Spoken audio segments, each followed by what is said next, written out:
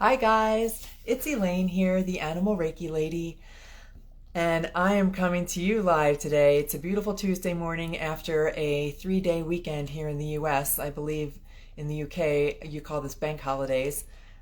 It was just a holiday weekend for us. We had Monday off as Labor Day, the last official holiday of the summer. I don't know about you, but I am definitely not ready for summer to be over. But it's really not. We've got some beautiful weather here in Colorado.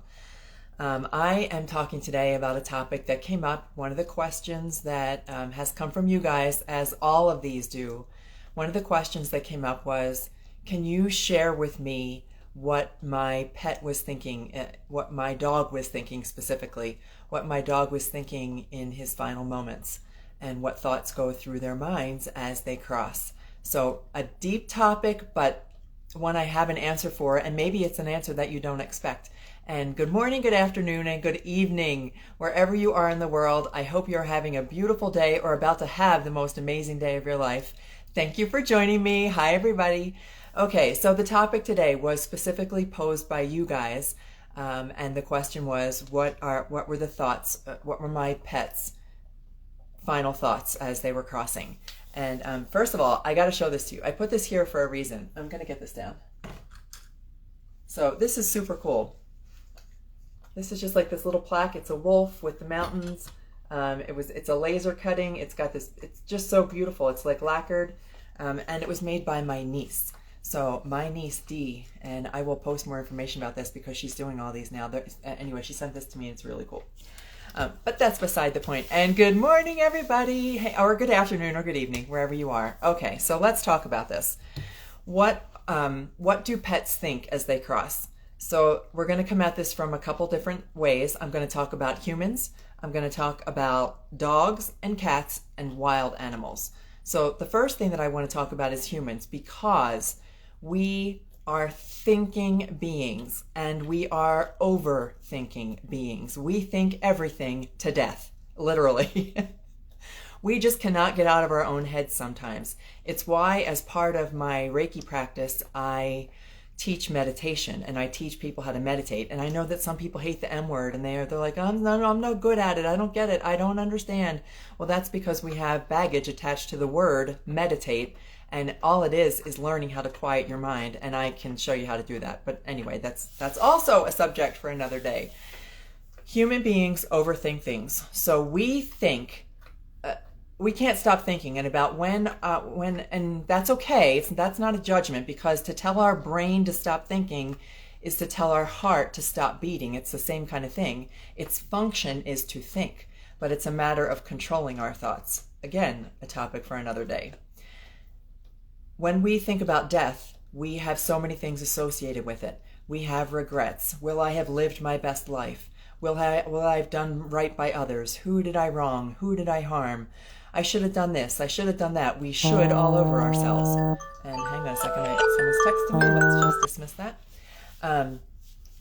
And so we also then transfer that type of thinking to our animal companions. And we wonder, oh gosh, I wonder if they had regrets. I wonder if they're angry at me. I wonder if I did right by them. Are they judging me because I had to help them cross? All of those thoughts, you can let all of that go, because there is not an animal on the planet who thinks any of those thoughts. Those are purely human thoughts. And when we try to put our own thinking onto animals, there's a word for it. I can't think of what it is. Anthropomorphism, something like that. While there are a lot of similarities between animals and humans, that is not one of them. When an animal crosses, no matter what animal it is, dog, cat, horse, cow, deer, lion, it doesn't matter what the animal is, there's not an animal on the planet who crosses with regret, who holds a grudge, who is angry at anybody or anything. Those emotions don't exist at the time of crossing for any of those animals. So please put your mind to rest about that. That they, number one, don't have regret, because they live every day of their life for that moment. So there are no regrets. They don't in their final moment lay there and think, oh gosh, I wish I'd have gone to Italy, or oh gosh, I wish my mom had been nicer to me, or why did that vet just, no, it doesn't happen. And I have been with many animals at the time of transition, both physically with them and across distance. The very first animal who I ever helped to transition was in France, and I was not in France. And so they have shared with me some of their deepest thoughts. And the animals that were with me, the animals who have sat in my lap as they passed, absolutely, I knew immediately what their final thoughts were. So I'm going to share a couple of those with you in just a moment. So let's talk about wildlife. When wildlife crosses, think about the deer who was hit on the side of the road, or animals who might be caught in a wildfire, or even a deer who might have been prey for a mountain lion. Those are all natural, well, not necessarily natural when it comes to being hit by a car, but their crossing for wildlife is it's instant and easy. So we don't ever have to worry about that. They cross immediately. They also, again, they have no regrets, no concerns, no overthinking it, which, by the way, causes humans to linger sometimes when they should already be crossing, because we have so many thoughts help making us cling to life here. So wildlife has none of that, instantaneous, and there's no final thoughts. There are no thoughts from wildlife. They immediately cross. Cats, cats are very interesting, because when cats cross, very often, and this really gets under the skin of their human companions, they will often go off by themselves. Cats will often disappear. They often leave the home, or they will go find a spot in the home that is completely private where no one is near them, because cats are that way. Cats are so much more evolved, and they are completely in charge of their own lives. And when it's time for them to cross, again, there are no thoughts about recrimination, guilt, regret, anger, holding a grudge. None of it. They go and cross in peace, and they cross on their own terms. Almost every single cat, I say that without excluding anything. Every single cat crosses on their own terms. And that even includes if they ask for help. So if they end up getting help from a veterinarian, that's their terms that they're doing that on. So cats, way evolved over humans and dogs. Dogs. So dogs are a little bit different, and it is dogs who have shared their final crossing thoughts with me that I'm going to share with you. Dogs enter a real state of calm and peace, and one of the reasons why some dogs linger longer is because they also take on their human companions' emotions, feelings, state of mind. So when human says, please don't go, please don't leave me, I need you here, our doggies hear that and they stay, regardless of pain. And like cats, they're very good at hiding pain. They hide their pain, they hide their own confusion and anxiety in order to comfort us. So, and good morning. Hi, everybody. Hello. It is so good to see you joining us here. So dogs will sometimes linger because they are trying to help us cope. But when it does come time for a dog to transition, their transition is one of peace. And even if there is, so I'll go with Dudley. It's better if I share a couple stories. So Dudley is the dog in France. And when Dudley crossed, it took about 2 weeks. Dudley's mama wanted Dudley to cross on his own, and which has happened many times for me. I've had some of my clients come to me and say, please help my pet pass without veterinary interference or veterinary assistance. And so Dudley was for 2 weeks. And in the end, Dudley did have veterinary assistance. But what Dudley expressed to me was he was so in love with his physical body that he wasn't ready to go. And he would go back and forth. So I had a sense of times when Dudley was completely on the other side, and then he would come back. Like, I'm not sure if I'm ready.